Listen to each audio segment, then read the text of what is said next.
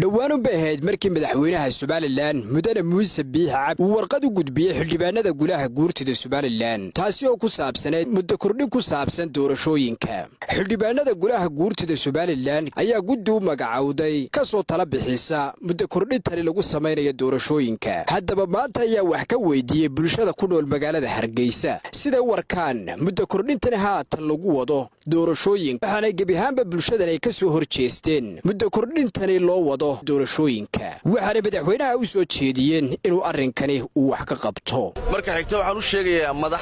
madaxweynaha dalka haysta Muuse Biixi Cabdi in ay sharci darro ku fadhiyaan golayaashan baarlamaanka iyo golaha deegaankuba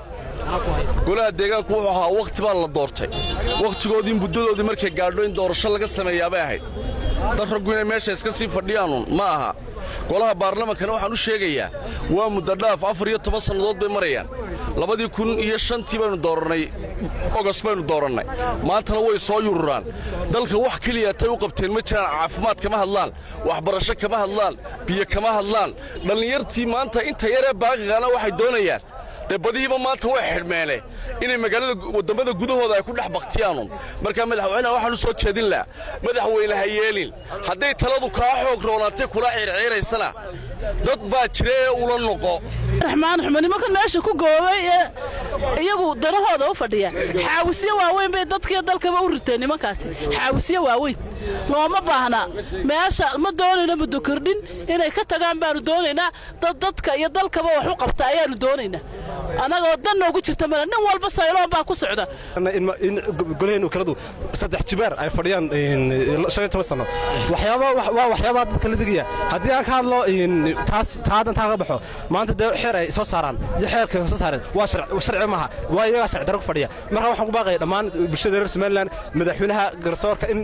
wada tash guurida laga qabto si aan doorashooyinkan baaqday iyo xildhibaanadan meesha soo fadhiya aynu ka tashan lahayn uu kordhiyay Muuse horta Ismaaciil heen uu kordhinaya laakiin daahiyaano waxaan ku haystay dalka wuxuu qabtay 4 doorasho Muusena tii wakiilada ayuu waxaan ku qaban karilay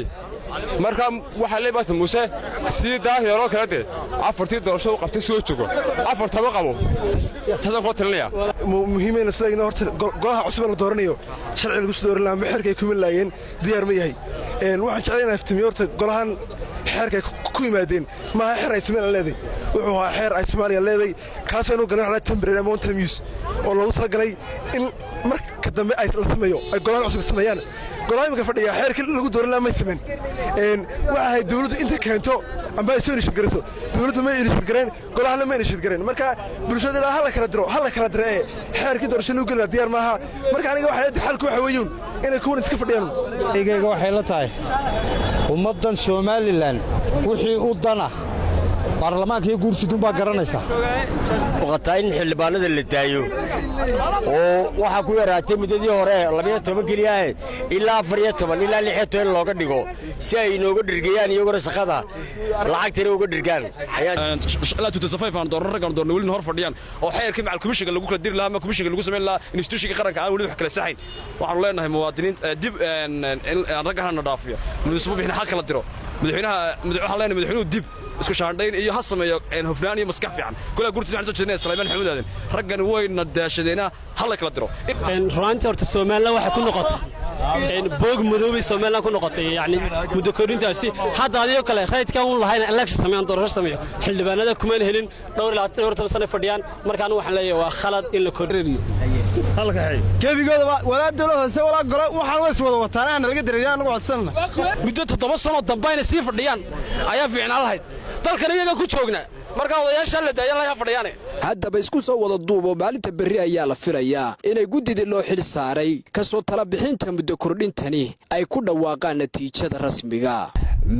marcali ducaale Umar Shabash iyo Mustafa Abwaanka telefishinka caalamiga ee Shabakada Hargeysa.